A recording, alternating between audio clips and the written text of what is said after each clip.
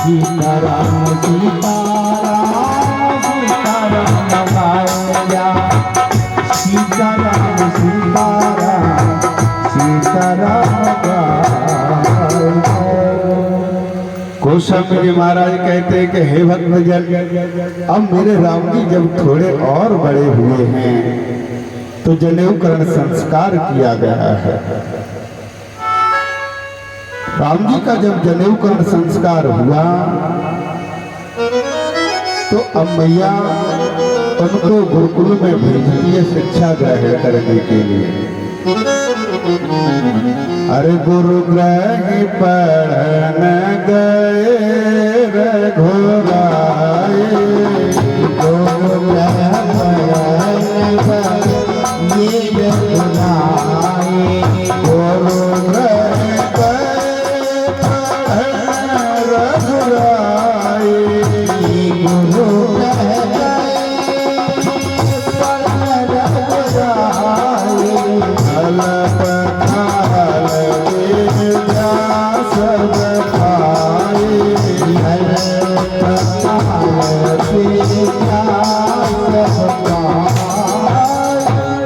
गुरु ग्रह पढ़न गए रघुराए, अल्प काल विद्या सब आई। यहाँ एक शब्द पर ध्यान देना है, यहाँ पाई नहीं लिखा, यहाँ आई लिखा है। इसलिए हमने पहले पाई जानबूझ के पढ़ा फिर आई कहा, दोनों में बहुत अंतर है। माताओं, एक बात बहुत ध्यान से सुन के जाओ। आप लोग 9 दिन व्रत हो फिर भी आ जाती हो, बड़ी कृपा है आपकी। और हम तो हर मंच से एक ही बात कहते हैं कि भारत का जो धर्म टिका है वो हमारी माताओं बहनों पर टिका है। देखो, ये जो संस्कार राम जी के हुए बहुत ध्यान से सुनो। कौन कौन से? पहले हुआ नामकरण संस्कार, फिर हुआ चूड़ाकरण संस्कार और फिर हुआ जनेऊकरण संस्कार। और उसके बाद राम जी गुरुकुल में गए विद्या प्राप्त करने के लिए। भाव क्या है? जिस बेटों का पहले नामकरण संस्कार हो जाए, फिर चूड़ाकरण संस्कार हो जाए और जनेऊकरण संस्कार के बाद जाएंगे अगर विद्या ग्रहण करने के लिए, तो विद्या फिर प्राप्त नहीं करनी पड़ती, तो विद्या स्वयं चलकर उनके पास आती है। और जैसे ही विद्या आई, यहाँ क्या लिखा कि अल्प काल विद्या सब आई, अल्प काल विद्या सब आई, गुरु ग्रह पढ़न गए रघुराए, गुरु ग्रह पढ़न गए रघुराए, अल्प काल विद्या सब आई, अल्प काल विद्या सब आई। और यदि अपने बेटों को आपने संस्कार नहीं दिए, यदि अपने बेटों का हमारी सनातन संस्कृति के अनुसार जीवन को निर्वाह करने की शिक्षा नहीं दी,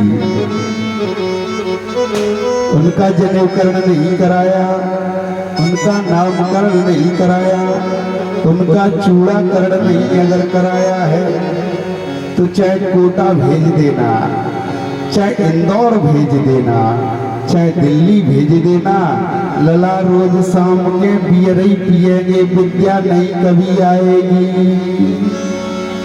अरे गुरु ग्रह पढ़न गए रघुराए, गुरु ग्रह पढ़न गए रघुराए, गुरु ग्रह पढ़न गए रघुराए, गुरु ग्रह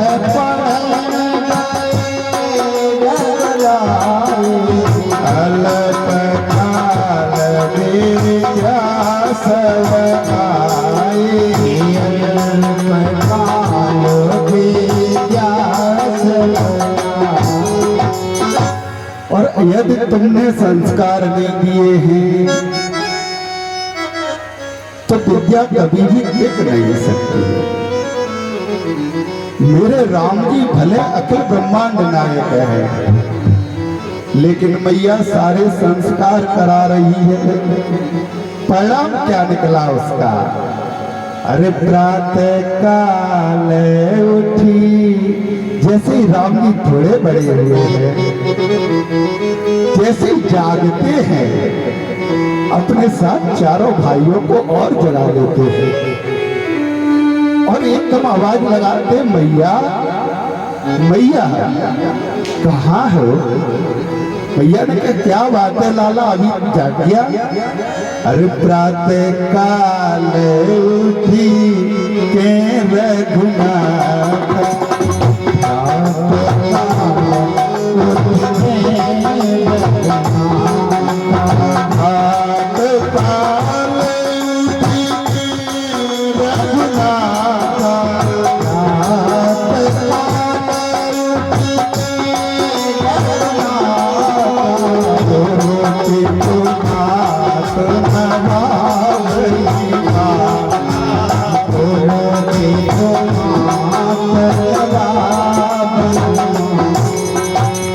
इसलिए यही मेरी राम कथा का सार है। चाहे 9 दिन सुनो, चाहे 9 मिनट सुनो, चाहे 9 सेकंड सुनो, कि यदि जीवन में सुख समृद्धि से रहना चाहते हो, यदि यह बुढ़ापा ससम्मान गुजर जाए, ये जगत के जीव आपको भला बुरा न कहे, तो अपने बेटों को संस्कार जरूर देना। भले ही उसके हाथ में मोबाइल दे पाओ या मत दे पाना। आज हम देखते हैं तो बड़ा दुख होता है कि बच्चा जरा सा रोया, लो चुप हो जाओ, मोबाइल चला लो। वो दूध पीते ही नहीं है, काहे? बोले कि मोबाइल के देखे बिना लला दूध पीते ही नहीं। जो लला मोबाइल देख देख के दूध पी रहे हैं, वो लला जीवन में कबू हिरना नहीं पकड़ेंगे। ये बात नोट करके ले जाओ। अरे गुरु ग्रह पढ़ने गए रघुराय, गुरु ग्रह पढ़ने गए रघुराय, गुरु ग्रह पढ़ने गए रघुराय, गुरु ग्रह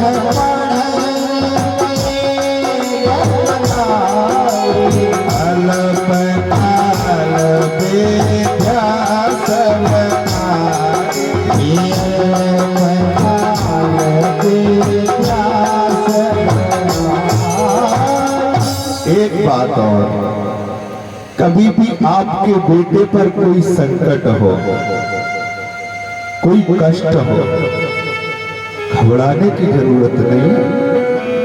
मेरी भारत वर्ष की मां में बहुत समर्थ है। केवल अपने बेटे पर 7 बार हाथ फेरना पूरे शरीर पर। मेरी व्यासपीठ पर भरोसा रखना, उसका जगत में कोई बालवागा नहीं कर पाएगा। मैंने एक दिन और भी कहा था, और मैं हमेशा आप लोगों को पर क्यों जोर देता हूं? देखो, घर की व्यवस्था बनाना आपका काम है। अरे बाढ़ है पूत, हम कोई काशी पढ़ने थोड़े ना गए, हम वृंदावन पढ़ने नहीं गए। तो केवल पिताजी के समक्ष बैठे हैं, केवल दादी माँ का सानिध्य किया है, केवल बाबा का सानिध्य किया है। और भरोसा रखना, जो भी नौजवान मेरी बात को सुन रहे हैं, आप कहते हो ना कि मैंने अपनी मेहनत से कलेक्टर बन गया, मैंने अपनी मेहनत से ये अर्जित कर लिया। अरे पगले, तुम्हारी मेहनत का फल तो तुम्हारे बेटे भोगेंगे, तो फिर तुम क्या भोग रहे हो? अरे बाढ़े पूत पिता के धर्मा, बाढ़े पूत पिता के धर्मा, बाढ़े पूत पिता के धर्मा, बाढ़े पूत पिता के धर्मा, तेरी बाढ़ अपने धर्मा, तेरी बाढ़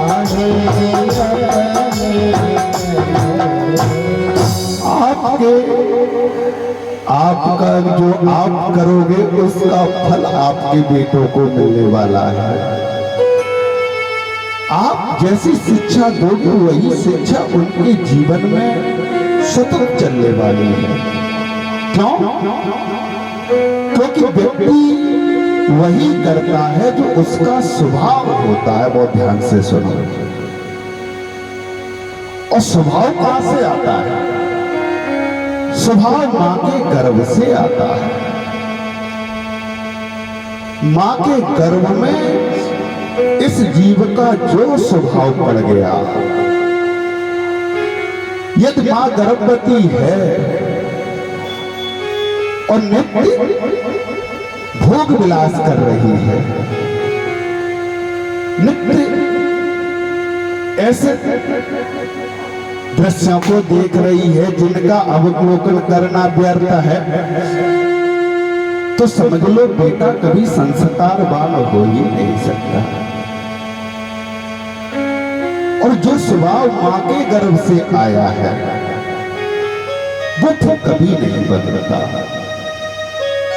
गोस्वामी जी महाराज ने लिखा है श्री रामचरितमानस में, अरे मिटही न मलिन स्वभाव अभंग,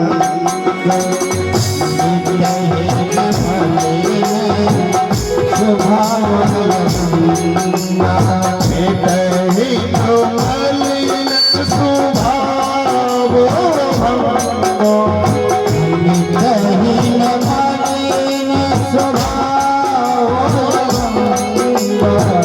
तो समझ में आया? क्या समझ में आया? जो बीज आपके गर्भ में पल रहा है, जैसा आप उसको बनाओगे वो वही बनेगा। अरे बोया पेड़ बमूल को फिर आम कहाते हुए। पंडित जी, लड़का मेरी बात नहीं मानता। जब भी मैं कुछ कहती हूं मुझसे मेरी तरफ दौड़ता है। ऐसा लगता है जैसे मुझे खा ही लेता है। लड़के की गलती है। अरे बोया पेड़ बमूर का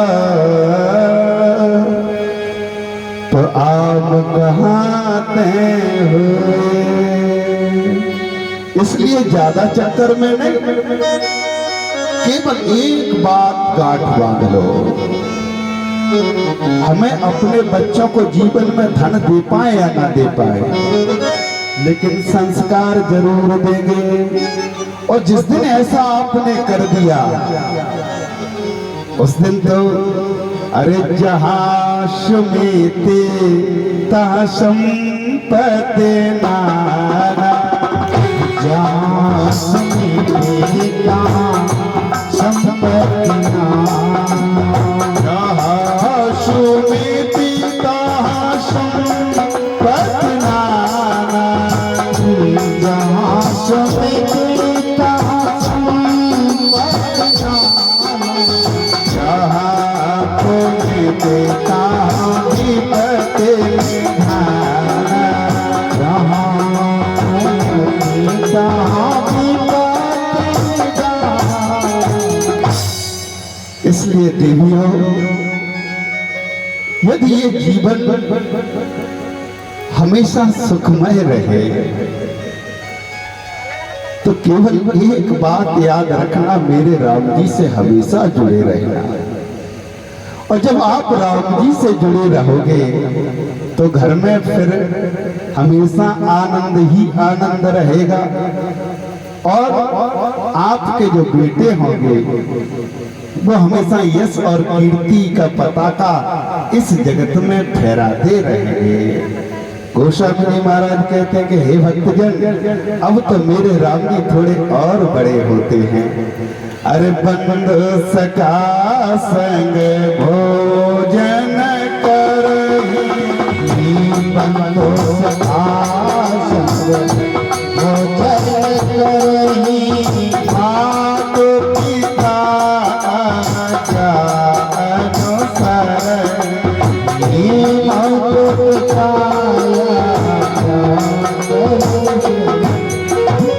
मेरे राम जी भले राजा के बेटे हैं, लेकिन अयोध्या वासी के सभी बाल गोपालों को अपने पास बुलाते हैं और उनके साथ बैठकर भोजन करते हैं।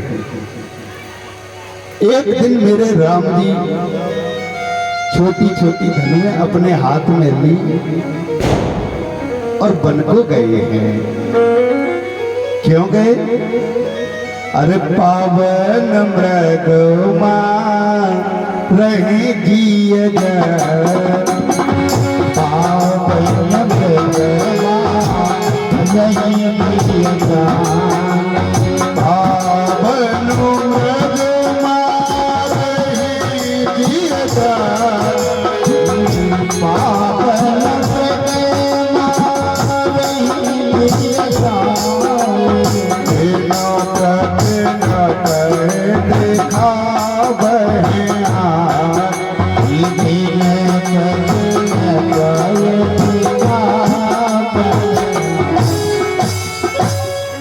एक संत ने बाबा गोस्वामी जी से पूछा कि आप तो कह रहे हैं ये जगत के पिता हैं। बाबा ने कहा हाँ तो वो तो है ही। बोले ये कैसा जगत का पिता है जो निर्दोष मृगों का वध कर रहा है? गोस्वामी जी महाराज ने कहा कि मेरा राम कभी किसी को नहीं मारता। तो हे संतजन को, ये मृग जो है ना, ये जो पशुओं को जिनको राम मेरे मार रहे हैं, वो हर पशु को थोड़े ना मार रहे हैं। तो बोले पावन मृग मारे जिय जानी, जो पवित्र है, जो राम जी के भक्त थे, लेकिन श्राप के कारण पशु योनि में आ गए हैं, मृग योनि में आ गए हैं। इसलिए ऐसे जितने भी पशु थे, मृग थे, जैसे ही उनको पता चला है कि अयोध्या में राम जी का प्राकट्य हो गया है, तो तब से ये अयोध्या में सरजू मैया के किनारे रोज टहल रहे हैं कि कैसे भी मेरा भी उद्धार हो जाए। अरे पावन मृग मारे जिय जाने, पावन मृग मारे जिय जाने, बिना प्रतिनप दिखावे आने, बिना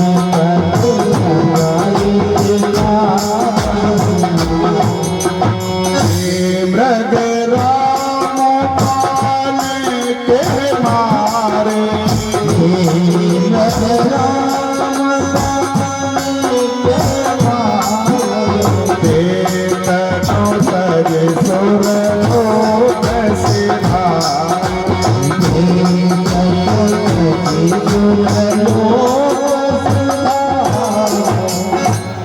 बोलिए सियावर रामचंद्र सरकार की। मेरे राम जी थोड़े और बड़े हुए हैं, अब तो राम जी सरजू के किनारे नित्य खेलने जाते हैं।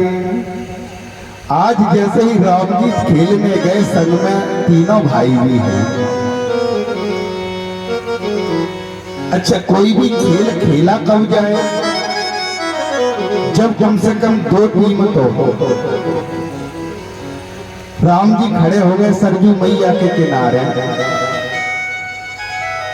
कहा कि चलो खेल खेल जाए। कौन सा खेल? बोले कि गेंद का खेल खेलते हैं। राम जी ने कहा चलो 2 टीम बनाते हैं। ठीक है। तो जैसे ही राम जी ने कहा कि 2 टीम बनाते हैं, लक्ष्मण भैया ने कहा कि हम काऊ टीम बनाए, हम तो त्याई साथ हैं। और जैसे ही लक्ष्मण भैया ने कहा तो अयोध्या के जितने बाल गोपाल थे सभी राम जी के साथ हो गए। शत्रुघ्न भैया राम जी के साथ पहुंच गए, भरत भैया पहुंच गए। फिर जाए इकट्ठे थे, वहीं फिर इकट्ठे हो गए। राम जी ने कहा कि अरे 2 टीम बनाओ ना। बोले भगवान हम तो तुम्हारी टीम में रहेंगे। और जैसे ही ये दृश्य भरत भैया ने देखा, कहा कि मेरा प्रभु तो खेल भी नहीं पा रहा, कौन इनके विरुद्ध खड़ा होगा? भरत भैया ने कहा मेरे राम का खेल सतत चलता रहे, इसलिए जीवन में भले ही कोई इनके विरुद्ध खड़ा हो या ना हो, अपने राम को खिलाने के लिए मैं स्वयं इनके समक्ष खड़ा होता हूं। टांग ठोक के कहा कि मैं इसका कैप्टन हूं। और जैसे ही कहा, शत्रुघ्न भैया ने कहा कि जब भरत भैया खड़े हैं तो मैं भी उनके साथ हूं। भाव क्या है कि जीवन में इस संसार की व्यवस्था बनी रहे, इसके लिए अगर अपजस भी लेना पड़े तो ले लो, क्या समस्या है? लोग केकई मां को गाली देते हैं, भला बुरा कहते हैं। मैं कहता हूं कि अगर केकई मां ना होती, केकई मां ने अगर राम जी को वन ना भेजा होता तो राम जी अपना प्रण पूरा ना कर पाते। और इसलिए कहा कि हे बेटा राम, तुमने मुझसे मांगा है कि मां सुबह मुझे वन भेज देना, इसका परिणाम जानते हो? राम जी ने कहा कि भैया मैं नहीं जानता। इसका परिणाम ये है कि तेरा भैया भरत मुझसे जीवन में फिर कभी मां नहीं कहेगा। इस ब्रह्मांड की, इस जगत की कोई भी मां अपने बेटे का नाम, कोई भी मां अपनी बेटी का नाम फिर केकई नहीं रखेगी। इसलिए बेटा, तुम वन को मेरे द्वारा क्यों जाना चाहते हो? राम जी ने कहा कि भैया यदि मैं वन नहीं जाऊंगा तो फिर बन नहीं पाऊंगा। क्या तू ये चाहती है कि तेरा राम बन जाए? भैया ने कहा कि तेरा कल्याण हो जाए, इससे अच्छी बात क्या है? तो पता है मां मैं क्यों आया हूं? क्यों आए हो? अरे जब जब हो धर्म की यहाँ, जब जब हो धर्म की यहाँ, जब जब हो धर्म की हानि, जब जब हो धर्म की हानि। राम जी ने कहा कि भैया इस पृथ्वी पर अधर्म बढ़ रहा है, अधर्म का नाश करके धर्म की स्थापना करने के लिए आया हूं। और पता है मां, यही मेरा प्रण है। अरे प्रधेन सुर संत हित, लीन मनुज अवतार। इसलिए हे मां, तेरे राम की मर्यादा शाश्वत बनी रहे, तेरे राम का यश जगत में हमेशा फैलता रहे। क्या तू नहीं चाहती मैया ने कहा चाहती हूँ ना बेटा, तो कल राज्याभिषेक नहीं हो पाए, कल मुझे वन भिजवा देना। और प्रमाण देखिए, मैया केकई ने जब वनवास मांगा है राम जी को, तो 14 वर्ष के लिए मांगा है, जीवन भर के लिए नहीं। कहा कि बेटा कितने दिनों के लिए जाना चाहते हो? बोले रावण की आयु में केवल 14 वर्ष बचे हैं, इसलिए केवल 14 वर्ष के लिए जाना है। काम बन जाएगा? बोली हाँ। बोली तब तक अयोध्या की व्यवस्था भरत को सौंप दो। केकई को पता है कि अगर हमने राम को पहले वनवास मांग लिया तो राजा दशरथ दूसरा वरदान देने लायक बचेंगे ही नहीं, इसलिए पहले राम को वनवास नहीं तो कि देहो एक बर भरत ही टीका,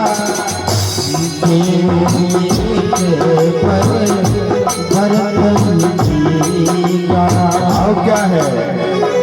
पहले माने अयोध्या की 14 वर्ष के लिए व्यवस्था मांगी है, भरत जी के राज के लिए राज्य थोड़े ना मांगा है। जब राम चले जाएंगे तो भरत राम ही की अनहारे,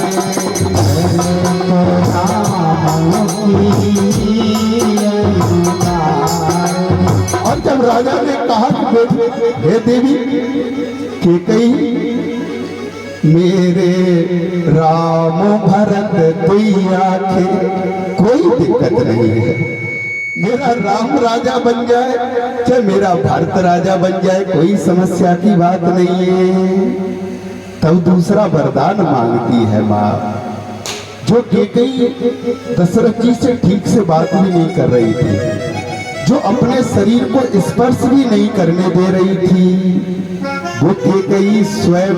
और सुनो, राम जी की शपथ दशरथ जी ले चुके हैं, फिर भी दोनों हाथों को केकई ने जोड़ा है और कहा कि दूसर बर मांगहूं कर जोरी, दूसर बर मांगहूं कर जोरी, दूसर बर मांगहूं कर जोरी, दूसर बर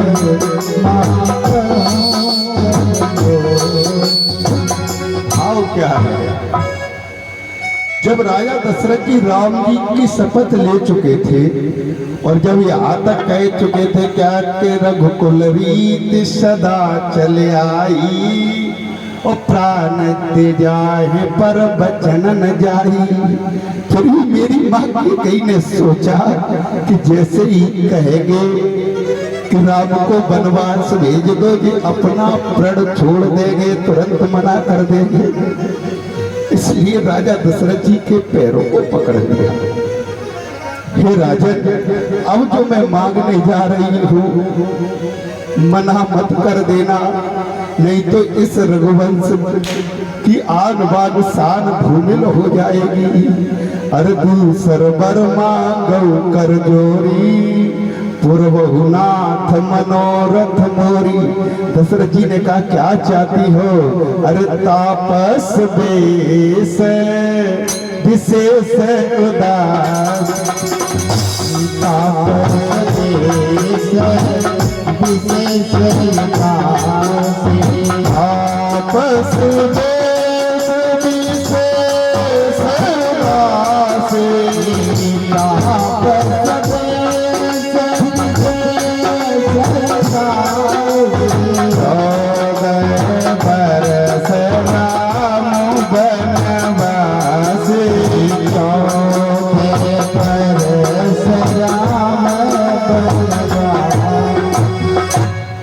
क्या है?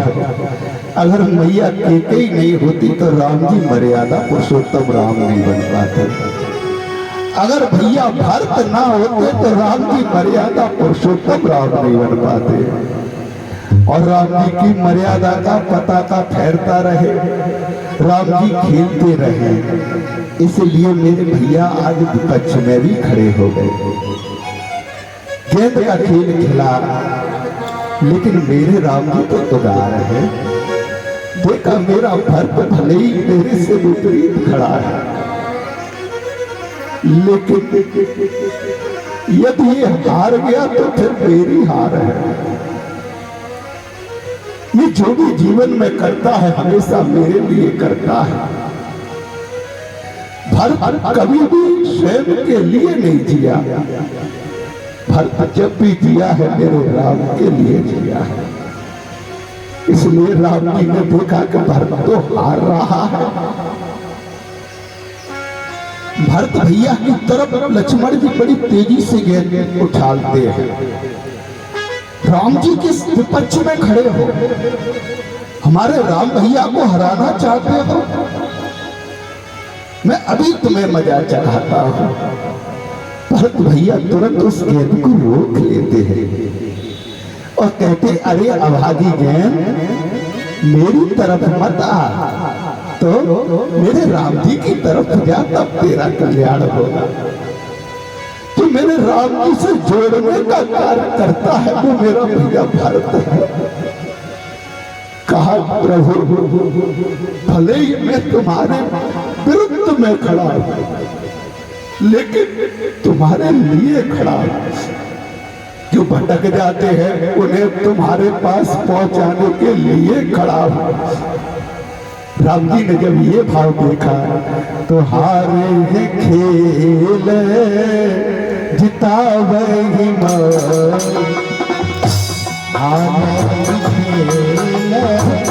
जिता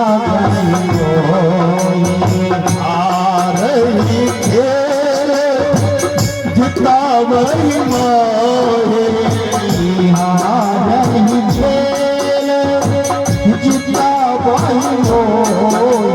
लेकिन मेरे राम जी तो उदारता से भरे हुए हैं। स्वयं हार जाते हैं, भैया भरत को जिता देते हैं। गोस्वामी जी महाराज कहते हैं, भक्तजन सुंदर सुंदर लीलाएं मेरे राम जी अयोध्या में कर रहे हैं। जैसे ये खबर विश्वामित्र जी को कितना टाइम हो गया भैया बता दिए। सीताराम सीताराम सीताराम